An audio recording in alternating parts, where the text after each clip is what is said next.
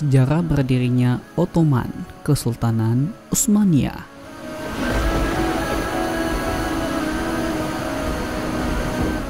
Di sebelah utara Khorasan terdapat sebuah suku besar yang telah memeluk agama Islam bernama Turkistan.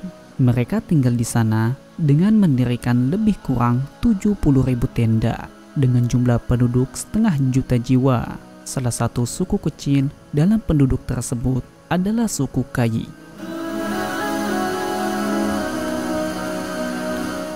Karena ingin menyelamatkan diri dan anggota keluarga dari serangan bangsa Mongol, di antara suku-suku tersebut ada yang pergi ke Anatolia, ada yang pergi ke sebelah barat Iran dan utara Irak. Suatu hari, bangsa Mongol menyerang wilayah Islam pada tahun 617 Hijriah atau 1220 Masehi. Pemimpin suku Kayi yang bernama Sulaiman Shah mengajak anggota sukunya untuk menghindari serbuan bangsa Mongol dengan hijrah ke arah Anatolia. Setelah ancaman Mongol mereda, Sulaiman Shah ingin melanjutkan perjalanan ke Anatolia. Akan tetapi, dia meninggal dunia sebelum mencapai Anatolia. Selepas Sulaiman meninggal, suku Kayi akhirnya terbagi menjadi dua kelompok. Kelompok pertama ingin pulang ke negeri asalnya, sedangkan kelompok kedua meneruskan perantauannya ke wilayah Asia Kecil yang tidak sampai jumlahnya 400 keluarga, dan mereka dipimpin oleh Ertugrul, putra dari Sulaiman Shah. Ketika Ertugrul sampai ke Anatolia bersama anggota sukunya, ia dan kelompoknya bergabung dan berbaiat kepada Sultan Alauddin II dari Seljuk Rum yang pemerintahnya berpusat di Konya, Anatolia. Pada waktu itu, bangsa Seljuk sedang berperang dengan Romawi. Melihat bahayanya bangsa Romawi yang mempunyai kekuasaan besar di Romawi Timur atau Bizantium, maka Ertugrul dan kelompoknya yang tergabung di bawah kekuasaan Seljuk ikut serta dalam peperangan. Dengan adanya pertolongan Allah melalui tambahan pasukan baru dari saudara sebangsanya, pasukan Seljuk akhirnya mengalahkan Romawi.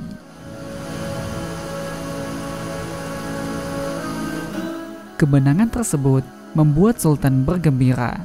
Ia pun memberi Ertugrul hadiah berupa wilayah yang berbatasan dengan Bizantium.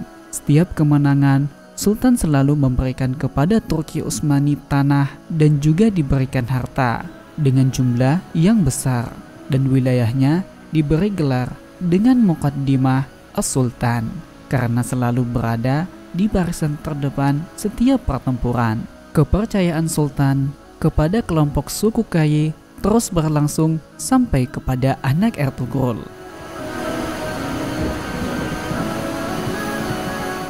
Ertugrul akhirnya meninggal dunia pada tahun 699 Hijriah atau 1299 Masehi. Maka Sultan Alauddin memilih Utsman untuk menggantikan kedudukan ayahnya sebagai pemimpin suku bangsa Turki yang pada saat itu masih berusia 23 tahun. Kecintaan dan kepercayaan Sultan kepada Utsman nampak jelas dengan banyaknya memberi hak keistimewaan kepada Utsman dan mengangkatnya menjadi gubernur dengan gelar bey di belakang namanya. Utsman juga dibolehkan mencetak uang sendiri dan dibolehkan juga didoakan khusus oleh khatib dalam khutbah Jumat.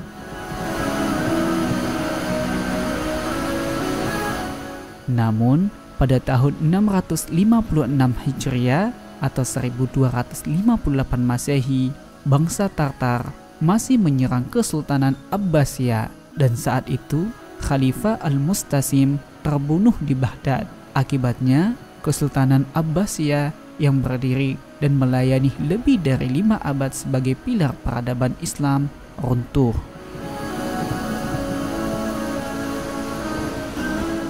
Saat Kesultanan Abbasiyah tumbang, Islam tidak memiliki persatuan dan daulah yang besar untuk melindungi wilayah-wilayahnya.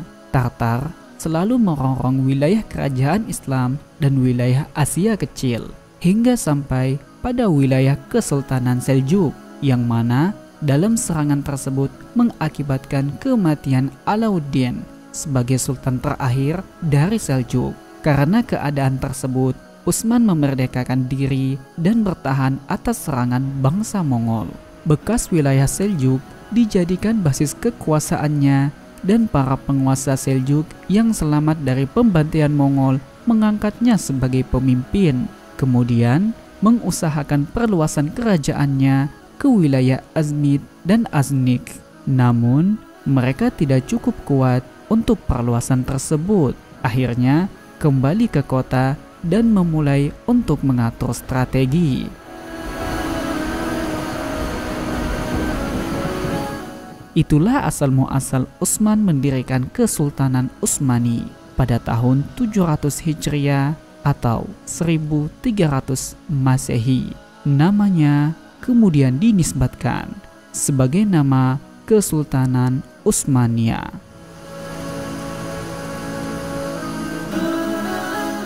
Semoga dapat menambah wawasan Anda. GNN Indonesia.